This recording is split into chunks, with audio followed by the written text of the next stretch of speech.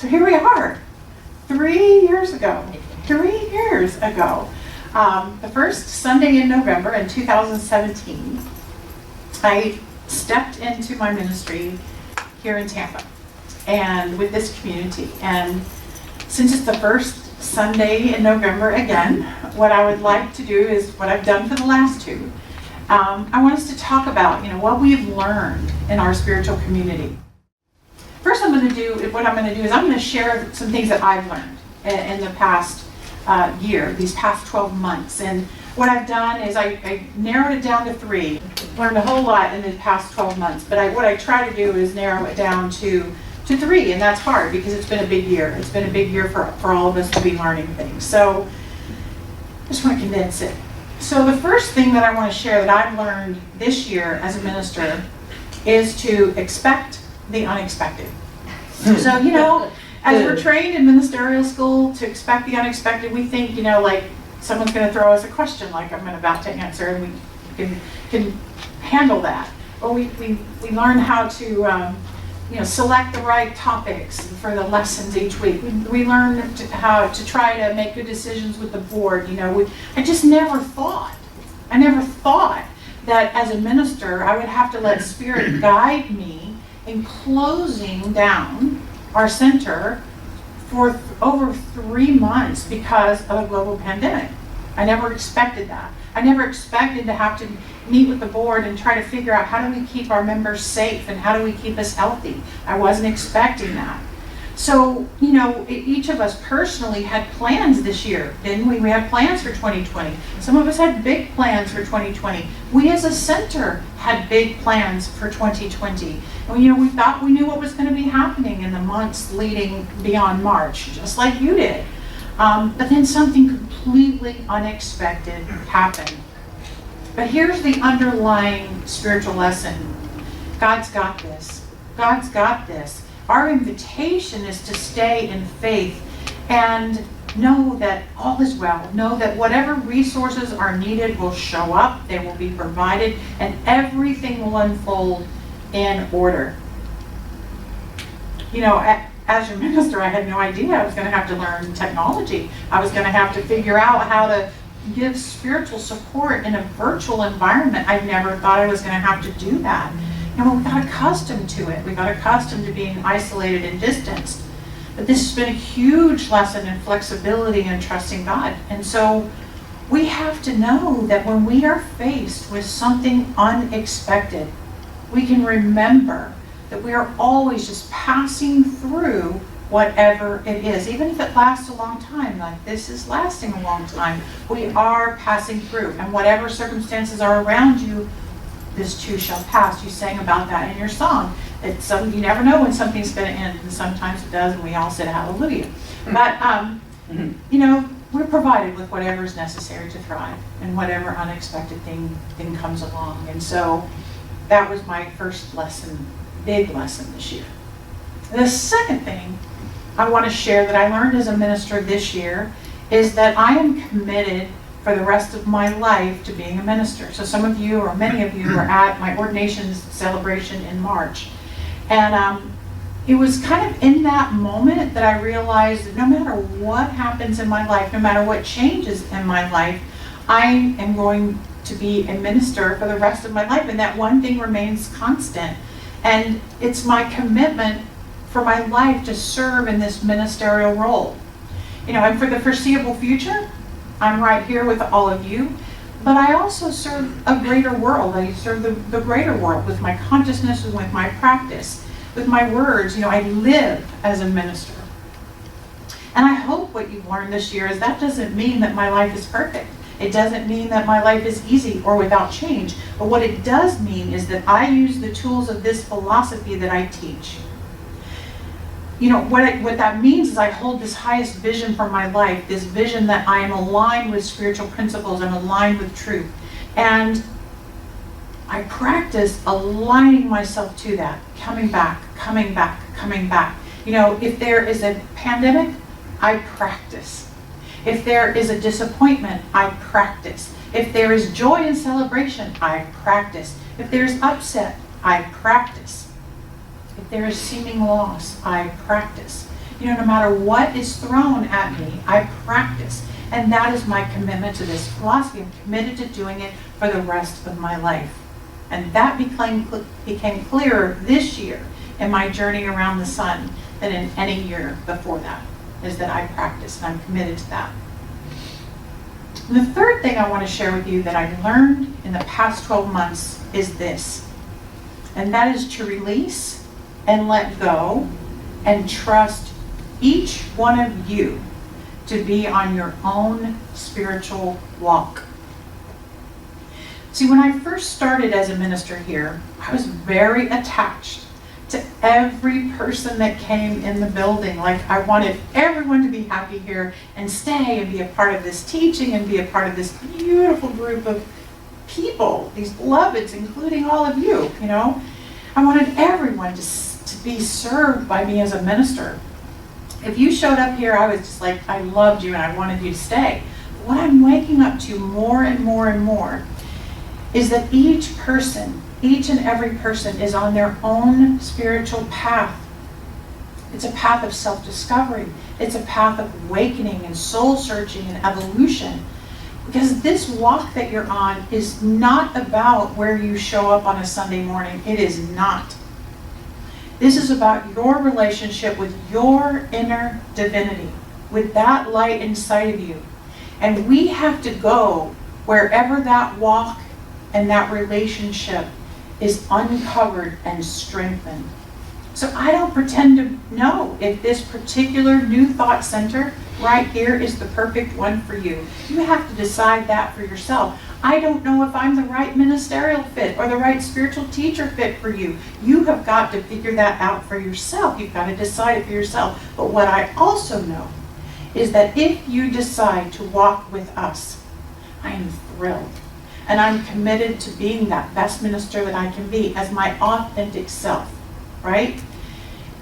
I agreed to be a minister, to be a conduit of love for whoever shows up on my path.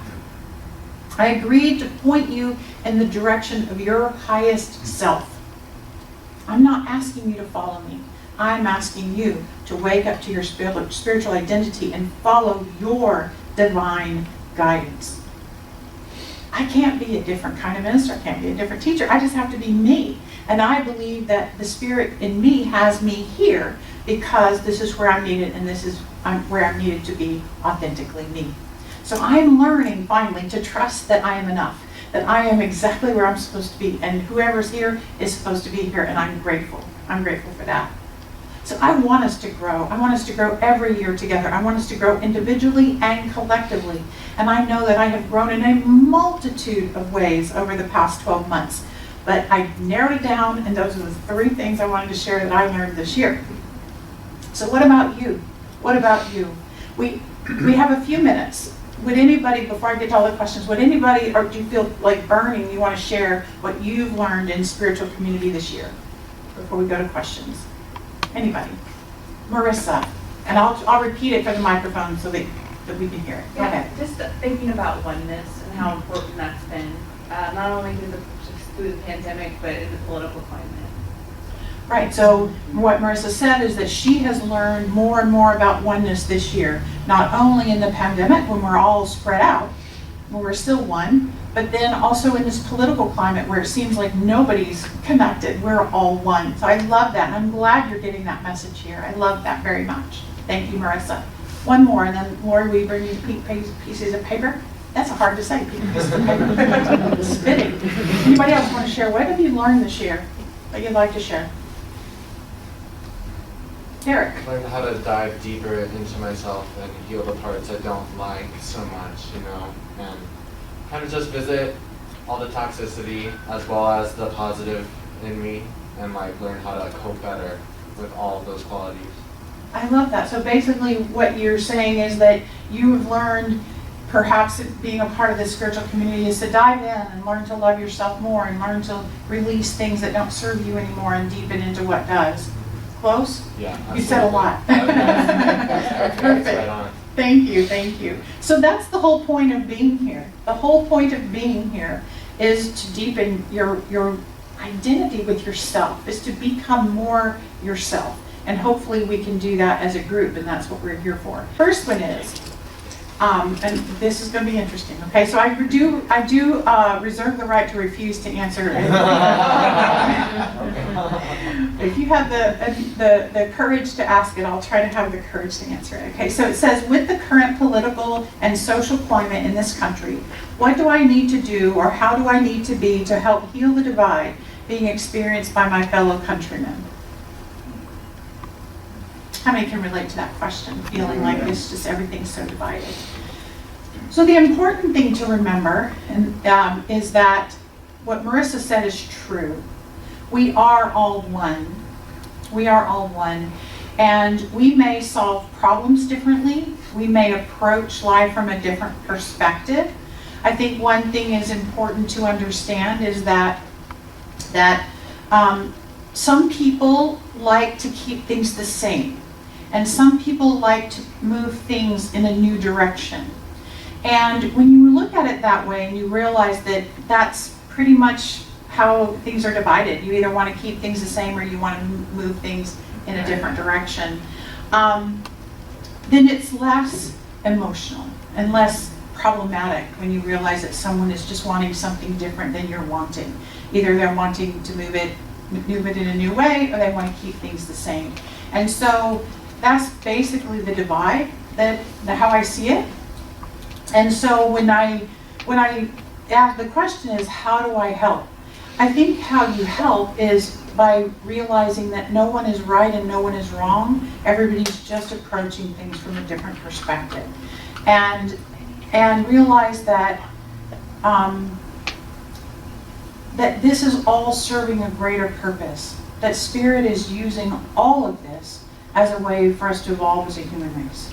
So if you can remember that and know that, then hopefully you can look at your fellow man and not be so, feel so divided from them. So thanks for the question. Okay, this question is, how do I overcome deep-seated negative self-beliefs that have persisted for many, many years? It takes work. It's called doing your work. We all have experiences in our lives that set us up for lessons in life. And we all have disappointments. We all have experiences that we aren't expecting. And part of the continued wound from that, or the pain from that, is the stories that we're telling ourselves about whatever it is. And so sometimes it takes talking with a therapist or a practitioner or a minister or a friend or whatever to try to see whatever that situation was from a different perspective. And so that's always the question to ask when you meet with a practitioner or a minister or a therapist for that matter, is to say, how do I shift my perspective on this? Because the one thing that we don't necessarily get to control what happens to us in our lives, but we do control the story we tell ourselves about it. And so if we have deep-seated beliefs and negative feelings about ourselves, it's because we're telling ourselves a story about it, and we are 100% in control of what story we tell ourselves. Because our thoughts create our emotions. And so if you are feeling something that you don't enjoy feeling, it's because you're having a thought, and no one can tell you what to think.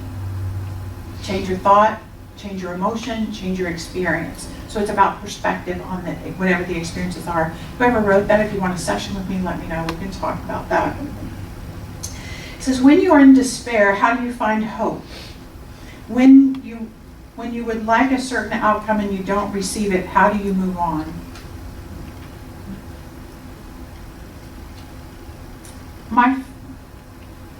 My favorite 4 words are, this too shall pass.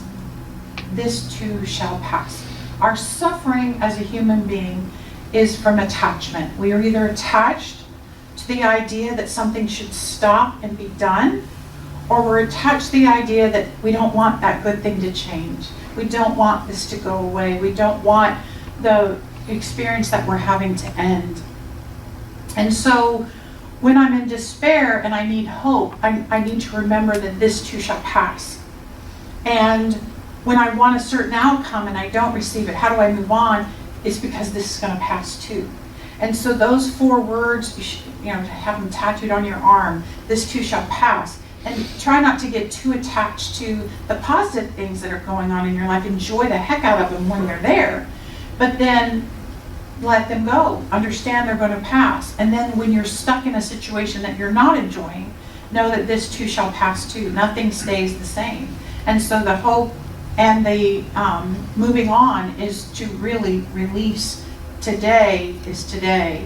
What's going on today is today. And what's going to happen 5 years from now is not going to be today.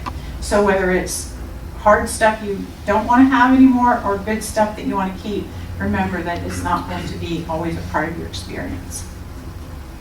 No question there. I see. How can we maintain inner peace and stillness post-election? Regardless of who wins, it's going to be a blank show. Yeah. It's SH*T, so you put whatever vowel in there that you like. Pray, practice. Again, that you control your thoughts. You control what goes on in your own life, in your own home, and your inner circle, your hula hoop, as I talk about. You're responsible for your hula hoop. So what you bring into your hula hoop and what you send out of your hula hoop is your responsibility. So it's only going to be a shit show in your hula hoop if that's what you allow to happen. That's what you allow to happen. So make a choice. Decide right now, regardless of what happens on Tuesday and beyond that. It's your life. It's your life. And you decide how much that influences your life or not. So. Let me just say something while I've got the microphone. I have a microphone and I don't have a script today. You're in danger. I don't do politics, okay? So you are never, ever going to hear political stuff here. This is the one place in your week where you can come and you're not going to experience political conversation in this building. I invite you to leave it at the door when you come in. Come in and enjoy spirit. Come in and enjoy each other. We are here together because we are here together for God. Let's let this be a God place, not a political place. Social issues are a different story. I'm going to always be talking about a world that works for everyone. So when there's something going on in the world that is not working for everyone, we can talk about that. But we are not talking politics here, so I'm going to keep going.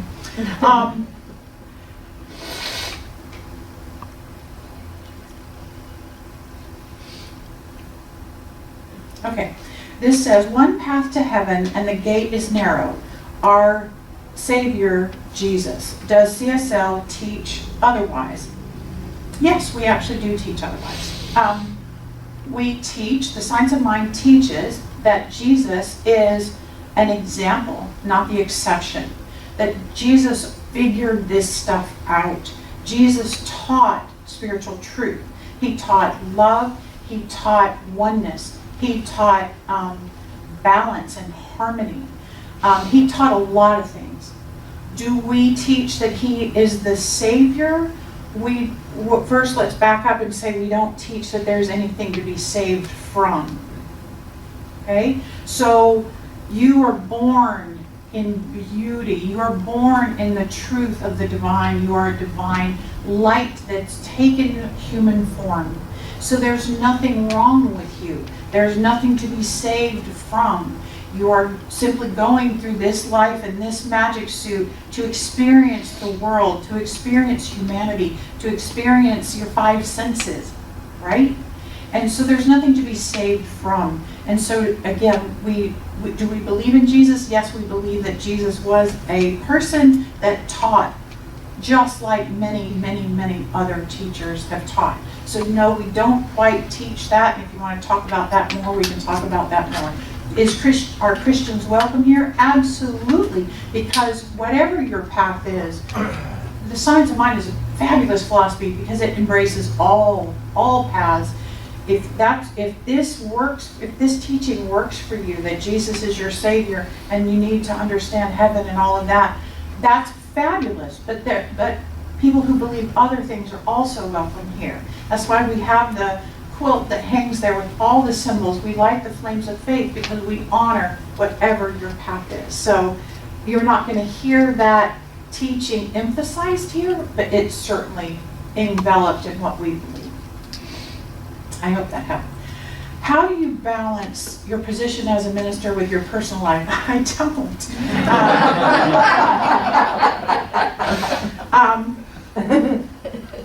I don't, actually. No, that's not really true. I have a lot of fun in life. I really do. I enjoy my life. I enjoy my dog. I enjoy my home. I enjoy my life. And so I don't always have my ministerial hat on. It's quickly pulled out of my back pocket if I need it. But I really enjoy lots of different things. I love sports. I love concerts. I love music. I love swimming. I love reading. I love my daughter. I mean, there's just a lot in my life is full. So balancing ministry with that this is kind of my job, but it's really not a job. It's more of a life. It's more of a mindset more than it's a job. But so I just ministers is my personal life. So whoever asked it, if you want to ask more, I'm happy to share. But I think that answered it. Let's see here. What motivated you to move to Tampa? The weather. Yeah.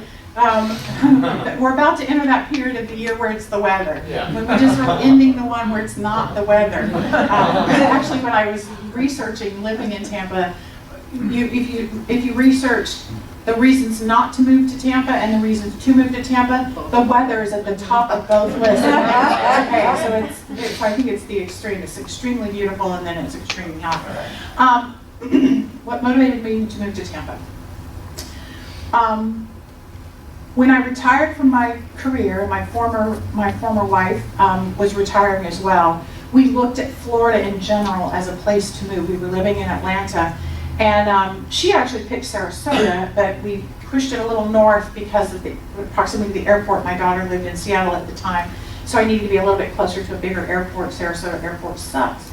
It's just small and inexpensive, but it's a good airport. Nothing wrong with the airport. But I needed to be a little bit north. And so when this position came open, that caused me to be more attached to Tampa in particular. And so my motivation was more to just get out of the traffic of Atlanta and the expense of living in a city when you don't have to work there. It's not really a smart place to live because it's expensive to live there. So I hope that answered it. Just wanted to be in this part of the western part of the state. I like the Gulf better than I like the Atlantic. Yeah. Where do you see us 1 year from today? Where do I see us 1 year from today? My microphone died. You can turn that one on, because I would love to take this off my ear. Where do I see us 1 year from today? Here. Our lease is not up yet, so we'll be here in this building. I see us more connected to the community. Hopefully we have a vaccine. Let's just know we have a vaccine and this stuff is done that we're coping with right now. And I see us teaching more classes, being in person more social. We had a lot of plans that we had to just push pause on that we couldn't do. So I see us kind of stepping back into the momentum that we were in as the last weekend before the pandemic hit was a phenomenal weekend here. The music was awesome.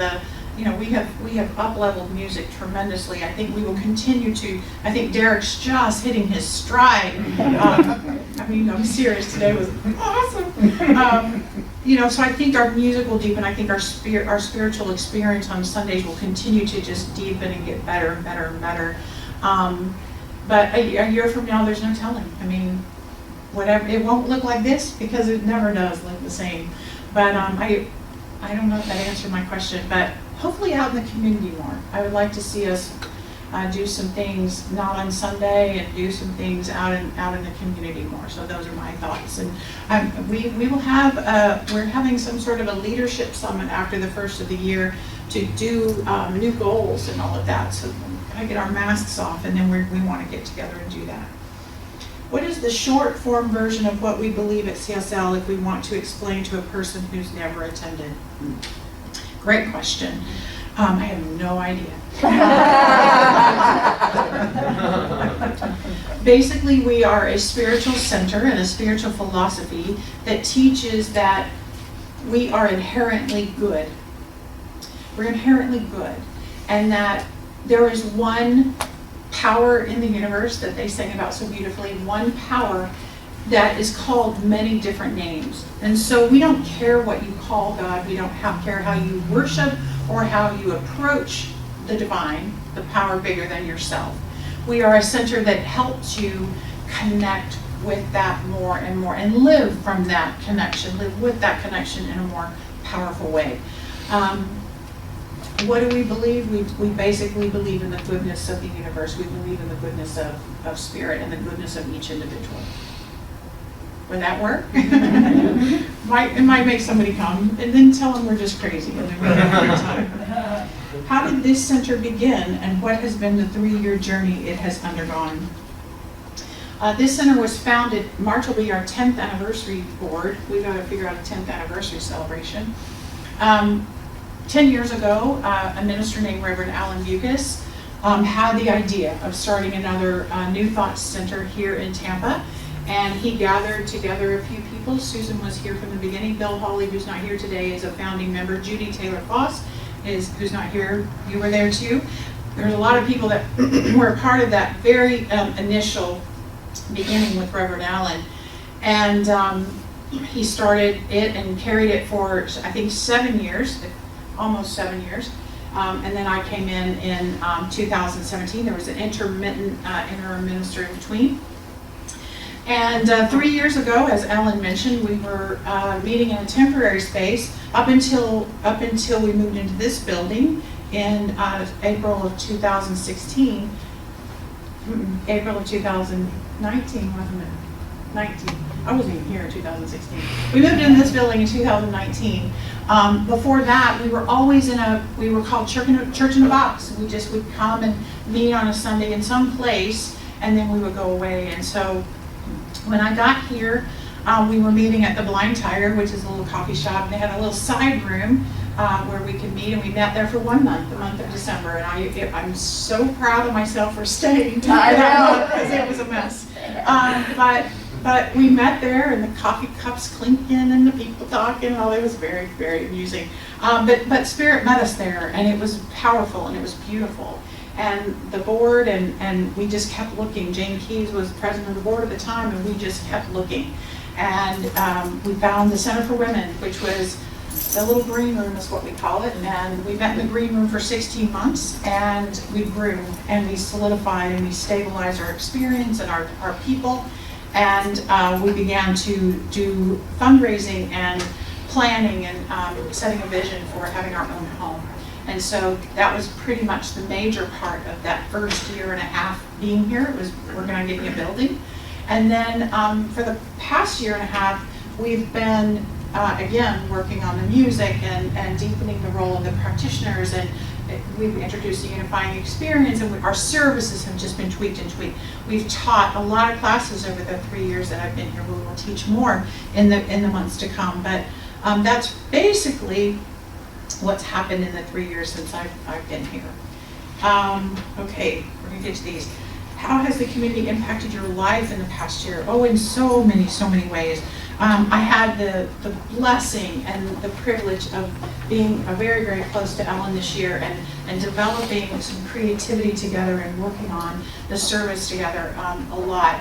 And it's just impacted me in so many different ways. I lived in Tampa for a year.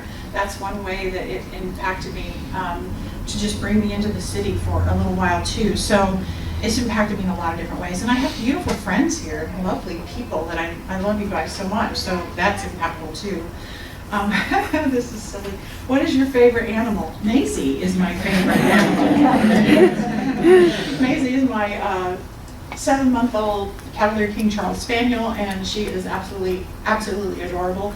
And she is my absolute favorite animal. Other than Maisie, my favorite animal in the world is an otter.